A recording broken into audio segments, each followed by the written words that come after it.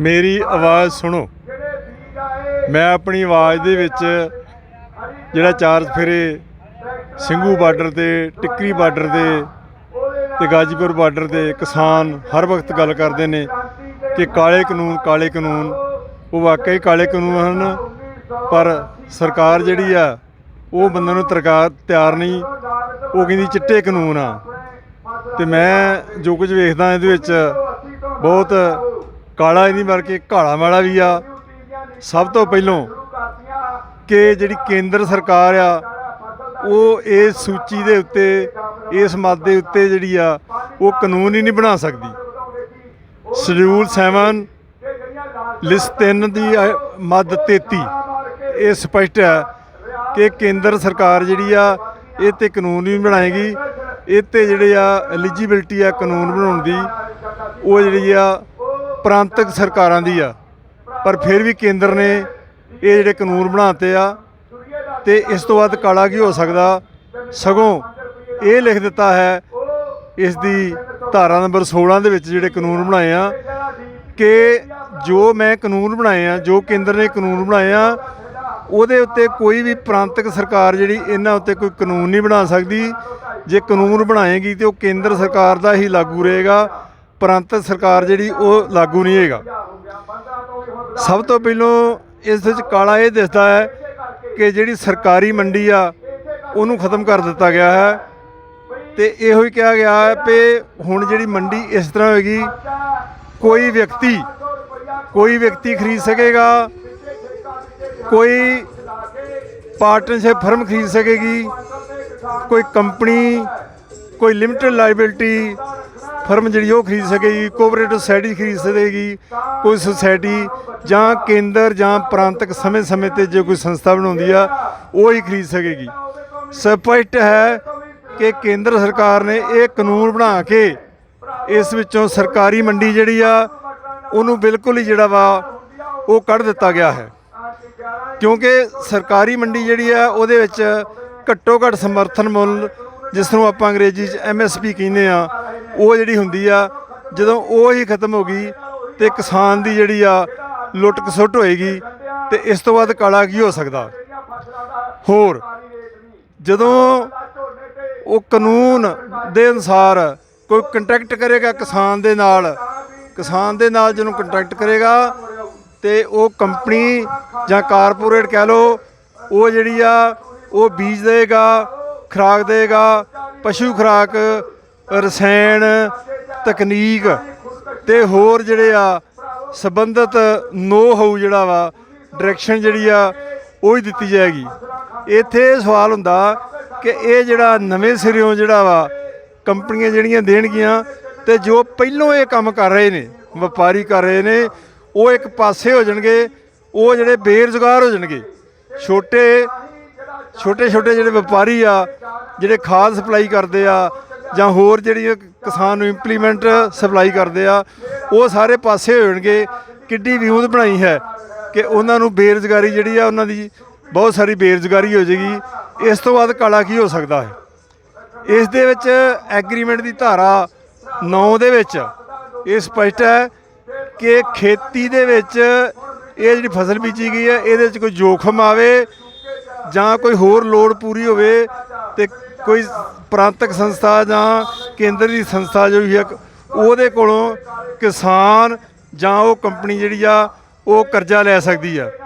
किस तरह की गल है कि जमीन किसान दी ते कर्जा जिहड़ी आ वो कॉन्ट्रैक्ट करके जिहड़ी आ कंपनी ले। ये तो गल है छज तां बोले छाननी क्यों बोले, ये भी इहदे विच सब काला ही काला दिता है। होर जदों ये कर्जा लिया जाएगा, जे किसान जिहड़ा वा वो कर्जा नहीं मोड़दा तो वो कर्जा जिहड़ा वा वो कंपनी नहीं मोड़दी, किसान नहीं मोड़दा तो किसान की जिहड़ी जमीन आ वो विक सकती आ, जिहड़े कि बैंक नूं कागज़ पत्तर दे विच छोटी तौर ते दित्ते हुंदे उहदे च विक सकदी आ। होर जे जिस तरह इहदे विच प्रोविजन है कि समझौते दे राहीं किसान के खिलाफ ही डिग्री हो सकती आ। मान लो कि किसान के खिलाफ डिग्री हुंदी आ ते वो ਸਿਵਲ ਕੋਡ ਦੀ ਡਿਗਰੀ ਮੰਨੀ ਜਾਏਗੀ ਤੇ ਉਹ ਲੈਂਡ ਰੈਵਨਿਊ ਦੀ 67 ਧਾਰਾ ਦੇ ਅਨੁਸਾਰ ਜਿਹੜੀ ਆ ਉਹਦੀ ਜਿਹੜੀ ਕਿਸਾਨ ਕੋ ਪੂਰਤੀ ਕੀਤੀ ਜਾਏਗੀ। 67 ਇਹਦੇ ਵਿੱਚ ਕਿਸਾਨ ਦੀ ਗ੍ਰਿਫਤਾਰੀ ਹੋ ਸਕਦੀ ਆ ਜਾਂ ਜਿਸ ਚੀਜ਼ ਦੀ ਛੋਟ ਹੀ ਦਿੱਤੀ ਆ ਉਹ ਚੀਜ਼ ਜ਼ਬਤ ਹੋ ਸਕਦੀ ਆ। ਕਿਸਾਨ ਦੀ ਜ਼ਮੀਨ ਦੀ ਕੁਰਕੀ ਹੋ ਸਕਦੀ ਆ, ਉਹਦੀ ਚੱਲ ਜਾਇਦਾਦ ਦੀ ਕੁਰਕੀ ਹੋ ਸਕਦੀ ਆ ਤੇ ਉਹਦਾ ਇੱਥੋਂ ਤੱਕ ਕਿ ਡੰਗਰ ਵੱਛਾ ਜੋ ਹੈ ਉਹ ਵੀ ਜਿਹੜਾ ਵੇਚਿਆ ਜਾ ਸਕਦਾ। ਇਸ ਨੂੰ ਜਿਹੜੀ ਆ ਪੂਰਤੀ ਕੀਤੀ ਜਾ ਸਕਦੀ ਆ। ਇਹ ਤੇ ਕਿਸਾਨ ਨੂੰ ਵਧੋ ਵਧੀ ਇੱਕ ਮੁਕੱਦਮੇਬਾਜ਼ੀ ਵਿੱਚ ਧੱਕ ਦਿੱਤਾ ਗਿਆ ਹੈ ਜੋ ਕਿ ਕਿਸਾਨ ਨੂੰ ਇਹ ਵਿੱਚ ਕਾਲਾ ਹੀ ਕਾਲਾ ਦਿਖਦਾ ਹੈ। ਕੋਈ ਉਹਦੀ ਆਪਣੀ ਜਿਹੜੀ ਆ ਉਹ ਤਰੱਕੀ ਨਹੀਂ ਦਿਖਦੀ। ਭੱਠ ਪਿਆ ਸੋਨਾ ਜਿਹੜਾ ਕੰਨਾਂ ਨੂੰ ਖਾਵੇ। ਪਹਿਲੋਂ ਜਿਹੜਾ ਕੰਮ ਬਿਲਕੁਲ ਠੀਕ ਠਾਕ ਚੱਲ ਰਿਹਾ ਸੀ ਤੇ ਉਹਨੂੰ ਜਾਣਬੁੱਝ ਕੇ ਉਲਝਾ ਕੇ ਕਿਸਾਨ ਨੂੰ ਮੁਕੱਦਮੇਬਾਜ਼ੀ ਵਿੱਚ ਪਾ ਦਿੱਤਾ ਗਿਆ ਹੈ। ਕੰਟਰੈਕਟ ਦੇ ਵਿੱਚ ਉਹਦੀ ਕੁਆਲਿਟੀ ਜਿਹੜੀ ਆ ਉਹ ਲਿਖੀ ਜਾਏਗੀ ਕਿ ਉਹ ਕਿਸ ਕੁਆਲਿਟੀ ਦੀ ਜਿਹੜੀ ਆ ਫਸਲ ਹੋਏਗੀ। ਮੰਨ ਲਓ ਕੋਈ ਕੁਦਰਤ ਵੱਲੋਂ ਇਹੋ ਜਿਹੀ ਆਫਤ ਆ ਜਾਂਦੀ ਆ ਜਾਂ ਫਸਲ ਦੀ ਜਿਹੜੀ ਆ ਮੀਂਹ ਕਣੀ ਦੂਜਾ ਤੀਜਾ ਆ ਜਾਂਦਾ ਤੇ ਉਹਦੀ ਜਿਹੜੀ ਗੁਣਵੱਤਾ ਜਿਹੜੀ ਆ ਉਹ ਬਦਲ ਜਾਂਦੀ ਆ। ਉਹਦੀ ਗੁਣਵੱਤਾ ਐਗਰੀਮੈਂਟ ਦੇ ਵਿੱਚ ਹੈ ਕਿ ਉਹਦਾ ਆਪਾਂ ਲੈਬੋਰਟਰੀ ਟੈਸਟ ਵੀ ਤੀਜੀ ਪਾਰਟੀ ਕੋਲ ਜਿਹੜਾ ਵਾ ਉਹ ਕੰਪਨੀ ਜਾਂ ਕਾਰਪੋਰੇਟ ਜਿਹੜੇ ਉਹ ਕਰਾ ਸਕਦੇ ਆ ਕਿ ਜਿਹੜੀ ਗੁਣਵੱਤਾ ਦੇ ਤੌਰ 'ਤੇ ਆਪਾਂ ਚੀਜ਼ ਦੀ ਡਿਮਾਂਡ ਕੀਤੀ ਸੀ, ਫਸਲ ਡਿਮਾਂਡ ਕੀਤੀ ਸੀ, ਕਿ ਉਸ 'ਤੇ ਖਰੀ ਉਤਰਦੀ ਹੈ। ਮੰਨ ਲਓ ਉਸ 'ਤੇ ਖਰੀ ਨਹੀਂ ਉਤਰਦੀ ਤਾਂ ਉਹ ਕੰਪਨੀ ਜਿਹੜੀ ਆ ਉਹ ਫਸਲ ਲੈਣ ਤੋਂ ਜਿਹੜੀ ਆ ਉਹ ਬਿਲਕੁਲ ਇਨਕਾਰ ਕਰ ਦੇਗੀ। ਇਹ ਕਿਸ ਤਰ੍ਹਾਂ ਦੀ ਗੱਲ ਹੈ? ਕਿਉਂਕਿ ਖੇਤੀ ਜਿਹੜੀ ਹੈ ਉਹ ਸਾਡੀ ਕੁਦਰਤ ਦੇ ਉੱਤੇ ਮਿਹਰਬਾਨ ਹੁੰਦੀ ਹੈ। ਹੁਣੀ ਇਸੇ ਫਸਲ ਦੇ ਵਿੱਚ ਹੀ ਆਪਾਂ ਵੇਖਦੇ ਹਾਂ ਕਿ ਪੰਜਾਬ ਸਰਕਾਰ ਨੇ ਸਰਹੱਦੀ ਜ਼ਿਲ੍ਹੇ ਜਿਹੜੇ ਅੰਮ੍ਰਿਤਸਰ, ਗੁਰਦਾਸਪੁਰ, ਫਿਰੋਜ਼ਪੁਰ ਉਹਨਾਂ ਨੂੰ ਕੁਝ ਕਣਕ ਖਰੀਦ ਦੇ ਵਿੱਚ ਛੋੜ ਦਿੱਤੀ ਹੈ। ਉਹ ਇਸ ਕਰਕੇ ਕਿ ਇਹਨਾਂ ਜ਼ਿਲ੍ਹਿਆਂ ਦੇ ਵਿੱਚ ਜਿਹੜਾ ਕੋਈ ਦਾਣਾ ਜਿਹੜਾ ਹੈ ਕਣਕ ਦਾ ਉਹ ਸੁੰਗੜ ਗਿਆ ਹੈ। ਪੰਜਾਬ ਸਰਕਾਰ ਨੇ ਇਸ ਗੱਲ ਨੂੰ ਧਿਆਨ ਵਿੱਚ ਲੈਂਦਾ ਹੈ, ਪਰ ਜਿਹੜਾ ਕਾਰਪੋਰੇਟ ਹੈ ਉਹ ਅਜਿਹੀ ਚੀਜ਼ ਜਾਂ ਕੰਪਨੀ ਜਿਹੜੀ ਅਜਿਹੀ ਚੀਜ਼ ਵੇਖੇਗੀ ਜਦੋਂ ਕਿ ਉਸ ਗੁਣਵੱਤਾ 'ਤੇ ਪੂਰਾ ਨਹੀਂ ਉਤਰਦਾ ਤੇ ਉਹ ਸਮਾਨ ਲੈਣ ਆਪਣਾ ਫਸਲ ਲੈਣ ਤੋਂ ਇਨਕਾਰ ਕਰ ਦੇਵੇਗੀ। ਕਿਸਾਨ ਵਾਸਤੇ ਜਿਹੜੀ ਉਲਝਣ ਪੈਦਾ ਹੋ ਜਾਏਗੀ ਤੇ ਇਹ ਇੱਕ ਜਿਹੜਾ ਵਾ ਹੋਰ ਕਾਲਾਪਣ ਹੈ, ਇਹ ਉਹਨੂੰ ਮੁਕੱਦਮੇਬਾਜ਼ੀ ਵੱਲ ਘੱਲਿਆ ਹੈ। ਹੋਰ ਤੇ ਹੋਰ ਜੋ ਐਗਰੀਮੈਂਟ ਹੋਏਗਾ, ਕੰਟਰੈਕਟ ਹੋਏਗਾ, ਉਹਦੇ ਵਿੱਚ ਇਹ ਲਿਖਿਆ ਜਾਵੇਗਾ ਕਿਸ ਕੀਮਤ ਦੇ ਉੱਤੇ ਜਿਹੜੀ ਆ ਉਹ ਖਰੀਦ ਕੀਤੀ ਜਾਵੇਗੀ। ਉਹ ਕੀਮਤ ਕਿੱਥੋਂ ਲਈ ਜਾਵੇਗੀ? ਉਹ ਬਾਜ਼ਾਰ ਵਿੱਚ ਚੱਲ ਰਹੀਆਂ ਪ੍ਰਚਲਿਤ ਕੀਮਤਾਂ ਦਾ ਔਸਤ ਕੱਢ ਕੇ ਜਾਂ ਇਲੈਕਟ੍ਰੋਨਿਕ ਮੀਡੀਆ ਦੇ ਰਾਹੀਂ ਜਿਹੜੀ ਕੀਮਤ ਹੋਏਗੀ ਉਹ ਜਿਹੜੀ ਆ ਲਿਖ ਦਿੱਤੀ ਜਾਏਗੀ।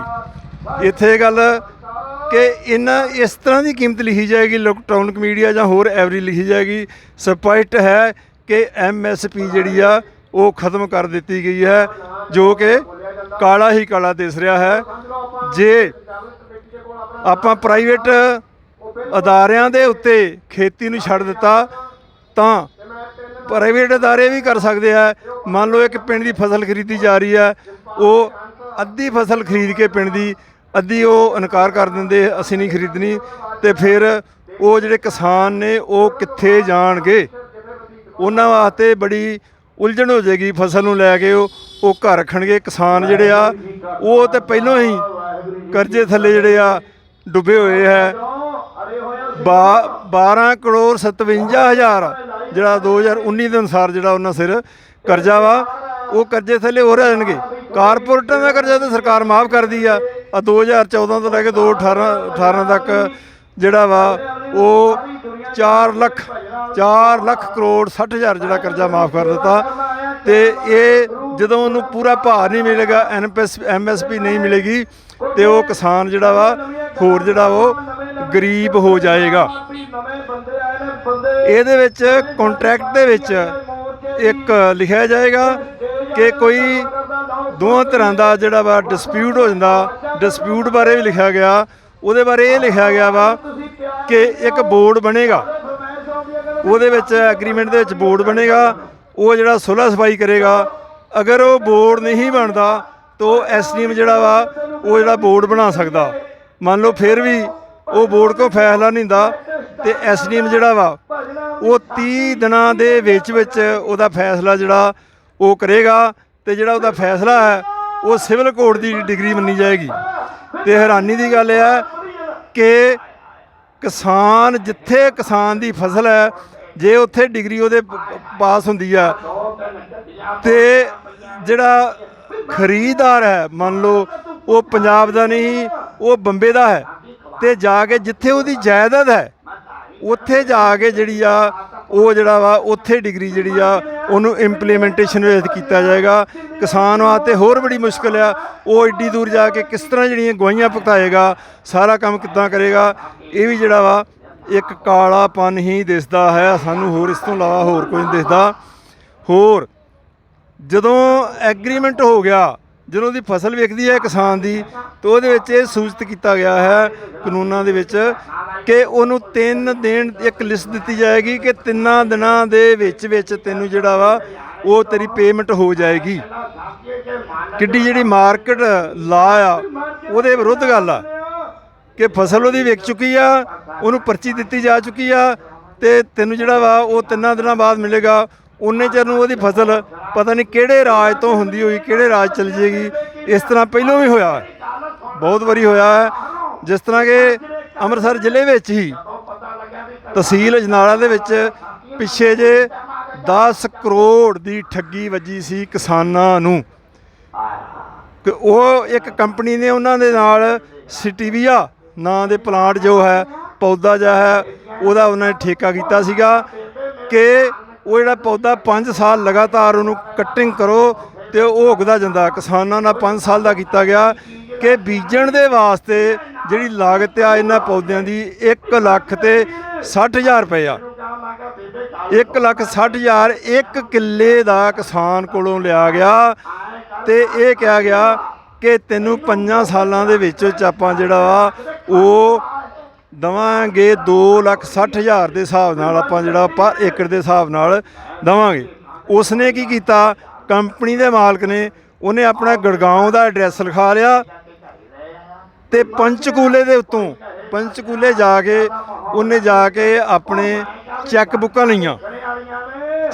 ਲਈਆਂ, ਐਡਰੈਸ ਜਿਹੜਾ ਜਾਲੀ ਲਿਖਾਇਆ ਤੇ ਕਿਸਾਨਾਂ ਨੂੰ ਉਹ ਅਗੇਤਾ ਭਰ ਕੇ 2,60,000 ਦੇ ਚੈੱਕ ਜਿਹੜੇ ਉਹ ਦੇ ਦਿੱਤੇ ਗਏ। ਇਸ ਦੇ ਵਿੱਚ ਤਗੜੇ ਕਿਸਾਨ ਤਹਿਸੀਲ ਅਜਨਾਲਾ ਦੇ ਜਿਹੜੇ ਆ ਉਹ ਫਸੇ।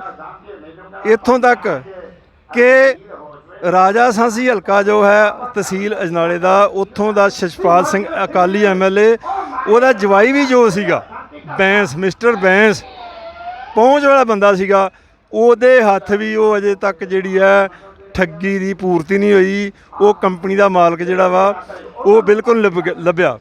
ਸਾਡੇ ਪਰਿਵਾਰ ਦੇ ਵਿੱਚ ਹੀ ਮੇਰੇ ਭਤੀਜੇ ਨੇ ਜਿਹੜਾ ਵਾ ਆਪਣੇ ਪਿੰਡੋਂ ਸੰਤੋਖ ਸਿੰਘ ਸਰਪੰਚ ਹੈ ਕੋਟ ਗੁਰਬਖਸ਼ ਦਾ, ਉਹਨੇ 5 ਕਿੱਲਿਆਂ ਦਾ 8 ਲੱਖ ਰੁਪਈਆ ਦਿੱਤਾ ਸੀਗਾ।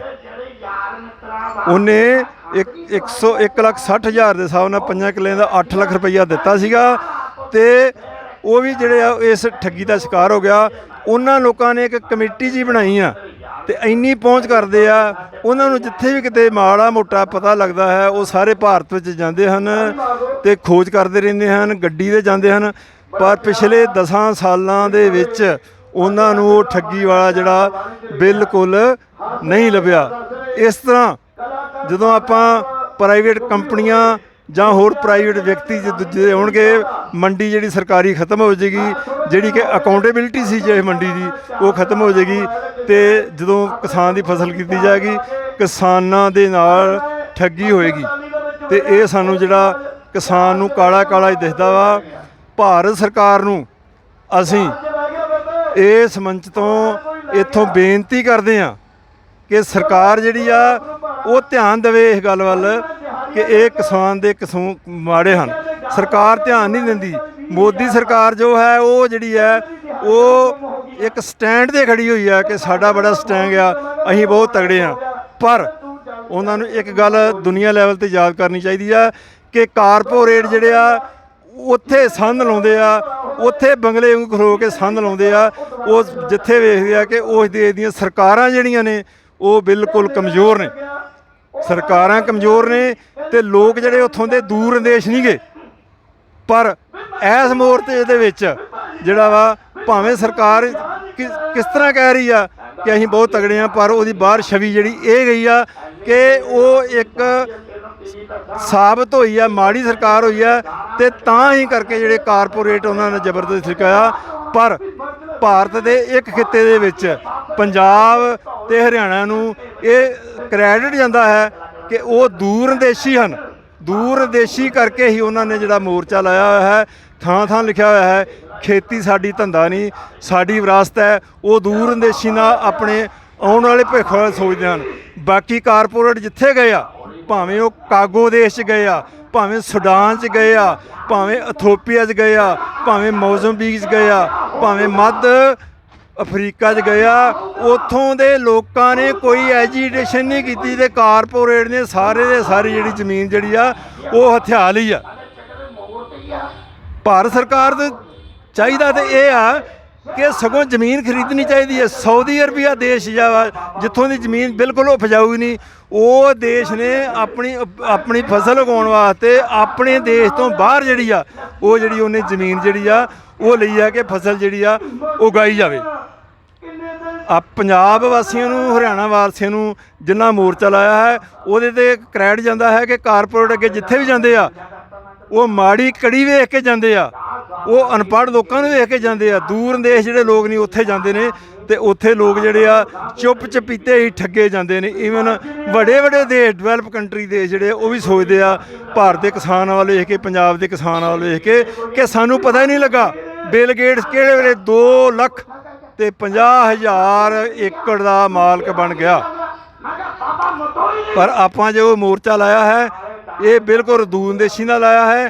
ਇਹ ਉਹਨਾਂ ਚਿਰ ਬਿਲਕੁਲ ਲੋਕ ਇਹ ਨਹੀਂ ਜਾਣਗੇ ਜਿੰਨਾ ਚਿਰ ਇਹ ਕਾਨੂੰਨਾਂ ਨੂੰ ਰੱਦ ਨਹੀਂ ਕੀਤਾ ਜਾਂਦਾ। ਇਹ ਕਾਨੂੰਨ ਰੱਦ ਕਰਨੇ ਬਹੁਤ ਜ਼ਰੂਰੀ ਆ ਕਿਉਂਕਿ ਇਹਦੇ ਵਿੱਚ ਕਾਲਾ ਹੀ ਕਾਲਾ ਹੈ। ਇਹ ਦੇਸ਼ ਦੇ ਭਵਿੱਖ ਵਾਸਤੇ ਮਾੜੇ ਹਨ, ਸਾਰੇ ਆਉਣ ਵਾਲੀ ਜਨਰੇਸ਼ਨ ਵਾਸਤੇ ਮਾੜੇ ਹਨ। ਇਹ ਦੇਸ਼ ਦਾ ਭਵਿੱਖ ਜਿਹੜਾ ਵਿਗਾੜ ਦੇਣਗੇ।